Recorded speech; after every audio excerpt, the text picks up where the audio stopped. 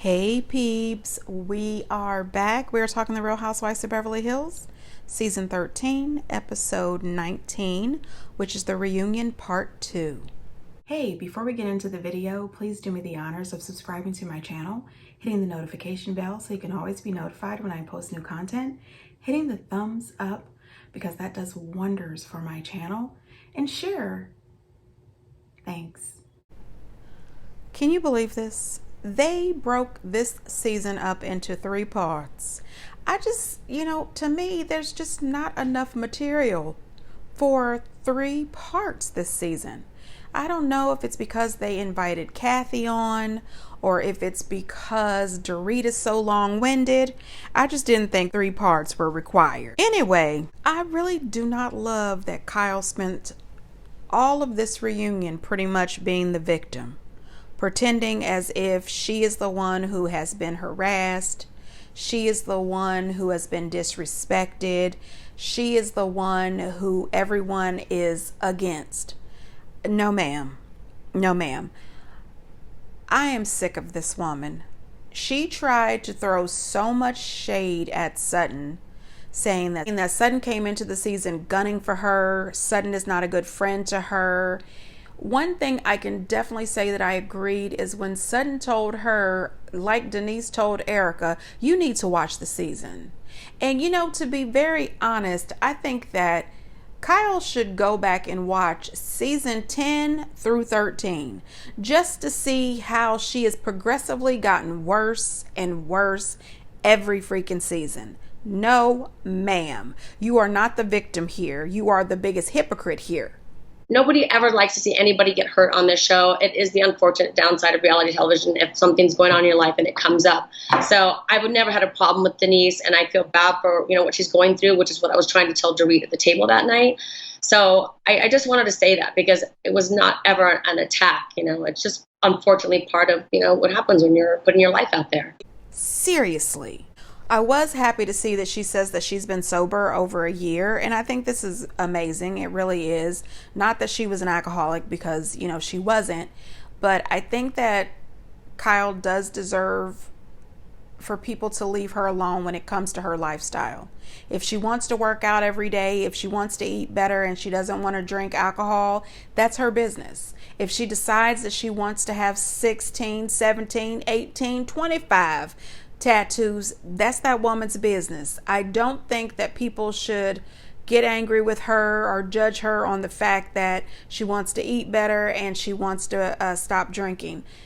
She has the right to grow and evolve. Like I said, things are changing in her life. She wanted to change her lifestyle. Not only that, maybe because she's getting a little bit older, she's thinking, hey, I want to be around for my grandkids. You know what I mean? It could be anything. It could be because her best girl pal, who she's, not willing to say is her girlfriend, is also a sober person, loves tattoos, likes to walk hand in hand wearing their cowboy boots, and if they like to get caught in the rain, you know what I mean? Anyway, that song just popped in my head. But, when they showed the previews for the next part of the reunion, when Andy asked Kyle about Morgan, did anybody catch Kathy said, don't be embarrassed? Kathy knows, and it looked like Erica knows as well, that Morgan and Kyle are a couple. I think it's very clear and evident that it is more than just a friendship. And that's just my opinion. It's alleged because I don't know these people, but Now, Kyle was saying something about not being reckless or whatever, and Sutton came right out and said, you were extremely reckless. You absolutely insinuated that I had an eating disorder and that I was an alcoholic. Now, Kyle tried to dance around it and act like that's not true. We saw you, ma'am, and you have a history of doing that. From the very first season all the way to now, we have seen over and over again that Kyle has a history of dropping hints, dropping clues, insinuating things about other housewives, and then allowing a different housewife to carry the story on. Her and Dorit were absolutely insinuating and pretty much saying that Sutton was an alcoholic who drank way too much, kept vodka in her purse, and that Sutton doesn't really eat, and that she just pushes her food around on a plate. That's exactly what they were saying. So Kyle can sit there and act like she is outraged. She never said, she never did this. You are a liar. You are a liar. You absolutely were insinuating that this woman was an alcoholic. And that is why when you got on Watch What Happens Live, you had your little minion, Teddy Boring Camp, get on there and call Sutton out for having vodka in her purse. That is the same reason you went over to Anne Marie's house to tell her about Sutton's esophagus and moving stuff around on her plate and not eating, because you wanted Anne Marie to go after Sutton, and that's exactly what happened. And you want to get on TV and act like Sutton was not a good friend to you. Ma'am, you harassed that woman all season. You made fun of her relationship with Merce. The season before that, you grabbed the woman up by her arm, acted as if she had never had a miscarriage, and you didn't give a damn. This season, she was there for you when you lost your best friend. She was there for you when your husband wasn't. She was open. She apologized to you for not being there for you more. She held you when you were falling apart. You are not a friend that anybody wants. No, ma'am. Goodbye, Kyle. The way she tried to insinuate, she actually came right out and said it, that nobody is entitled to know what's going on in her personal life. Ma'am. You kept asking me, be honest, be honest. Anytime I was, no one believed me. When things are brought out into the open and put out there, they have to be addressed in this group. They do not. The way to move forward is to have an honest relationship and friendship. Everyone has to be honest. That's the only thing. So let me ask you a question, I don't Kyle. care what you did. I don't You're care. saying the only way to move forward is to be honest. And her truth is that she didn't sleep with Brandy and she's telling you the truth. So But you guys aren't accepting that. So where do I go from here? None of us like to see anybody feel hurt or bad. I mean, I've watched all of us go through times like this. I've gone through the most difficult times of my life. Obviously, something like this, there's repercussions. I understand that. Just be open and honest, because that's the only way we can actually have a real friendship. I keep saying over and over again, why don't you pull each other aside? We're in a group. We're traveling on a trip together. We're going to have these open conversations in a group. Really? Really? Girl, listen, she tried to act as if she had shared so much with us on the show. No, ma'am. No, ma'am. No, ma'am. You have not shared so much with us. The only thing that we have really gotten from you is the drama between your sisters. We get that every season almost. We get to see you and Mauricio acting as if you are so head over heels in love with each other and trying to dodge and weave and hide all of the cheating rumors, but you have never really shared anything. You haven't given us anything that other housewives haven't given us. And then for you to get on here and try to act like all Sutton does is she's got a horse and she's got a shop. Sutton was holding this whole season together. Give me a break. And you want to sit around and try to act like you have given so much. Name them. I'm just saying, I'm sick of her. Then we have Dorit. Dorit is on here acting ridiculous. And Garcelle was absolutely right. Every time somebody asks Dorit a question, she repeats the question. And Garcelle says when somebody just repeats the question, they're stalling for time. They're not only stalling, she's trying to come up with an answer and a way to deflect.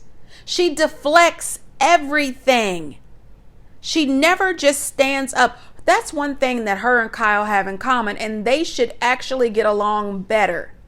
They love to deflect, and they have never once just stood firm in it and said, you know what? You are absolutely right. I did that. I did that. And I should not have done that. I should not have said that. And I apologize.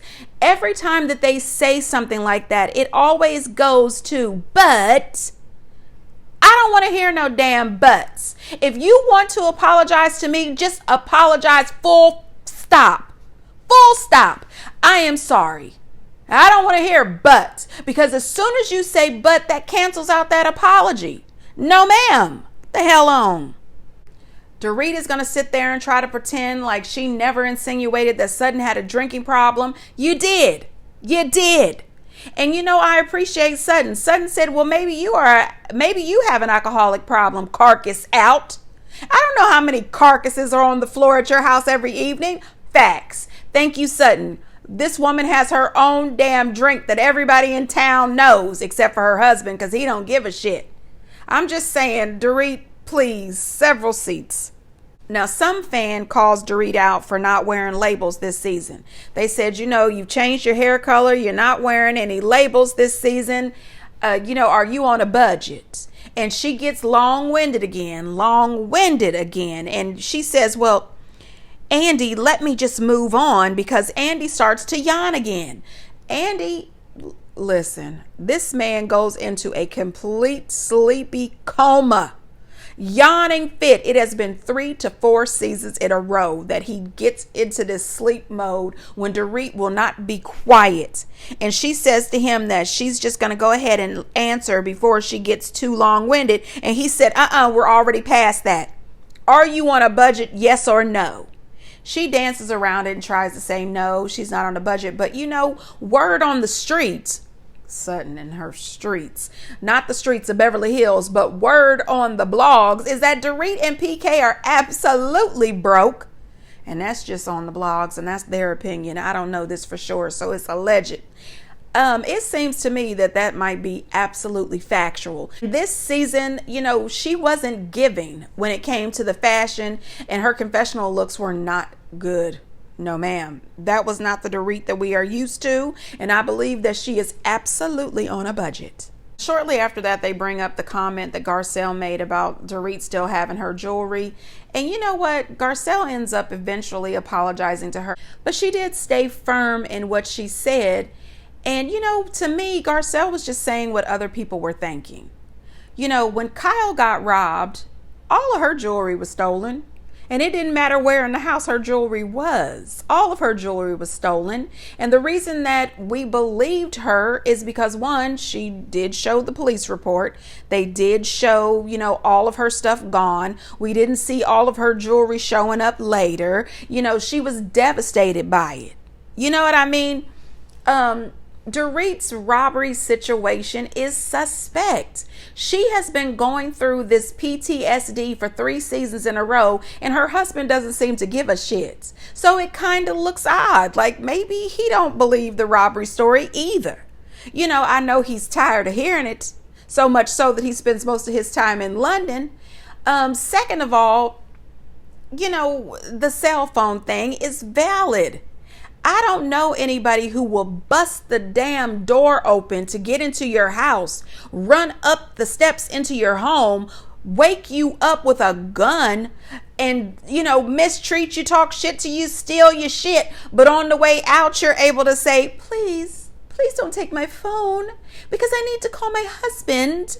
Not the fact that you might also use this phone to call 911 to report my ass. But okay, ma'am. I'm going to leave your phone right here off to the side. I mean, who does that? These are the most, I've never known that you could just make a nice request to a robber. I mean, what the hell? When I got robbed at gunpoint, that man put that gun in my face and I said, are you fucking robbing me? He didn't say, yes, lady, I'm robbing you. Sorry about that. He said, give me the money, bitch, and stole the fucking money and ran off. I mean, he wasn't nice to me. I'm just saying, it's a little odd. Garcelle says, it's odd, but she apologizes. I would not. I think that these housewife programs are making me mean. Or maybe I was already mean. Damn it, I was already mean. But listen, I would have gave her one of those, I'm sorry, but. So I would have told her, I'm sorry, but I cannot apologize to you. Because 1, I thought it was odd. 2, it's just too weird. And 3, I don't like you. So here we go. I'm just saying, oh my God, I'm mean. Moving on.